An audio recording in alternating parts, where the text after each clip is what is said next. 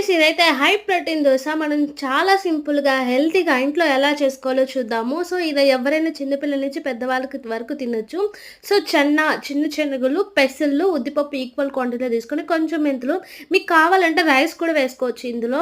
So, నేను కొంచెం హెల్తీగా అని చెప్పి రైస్ వేయలేదు. సో, ఇదైతే మనకు ఒక 6 అవర్స్ అలా నానబెట్టి, బాగా వాష్ చేసి మిక్సీకి వేసి, మరి ఒక 6 అవర్స్ ఓవర్ నైట్ అట్లా వదిలేసామంటే బాగా ఫర్మెంటేషన్ అనేది అవుతుంది. సో, ఇప్పుడు మనకి ఎంత కావాలో తీసుకొని సాల్ట్, సోడా, అల్లము, జీలకర్ర, కొంచెం వాటర్ వేసి బాగా మిక్స్ చేసుకొని దోస అయితే వేసుకోవచ్చు. కావాలంటే మనం క్యారెట్ అవి కూడా వేసుకోవచ్చు ఇందులోనే. కొంచెం ఆనియన్స్, కొంచెం కొత్తిమీర వేసాము బావుంటదని చెప్పి. సో, మీకు కావాలంటే డైరెక్ట్‌గా అలా కూడా వేసుకోవచ్చు. చాలా హెల్తీ దోస. మనం వీక్లీ వన్స్ అయినా ఇలా తీసుకుంటే చాలా మంచిది. సో, ఇవి పాతకాలం వంటలు ఇప్పుడివైతే కాదు. కాబట్టి అప్పుడు చాలా హెల్తీగా ఉండేవారు ఇలాంటివి తినడం వల్ల. సో, ఇప్పుడున్న మన జనరేషన్‌లో మొత్తము కల్తీ ఫుడ్డే తింటున్నాము. సో, అప్పుడప్పుడు హెల్తీగా తినండి. I hope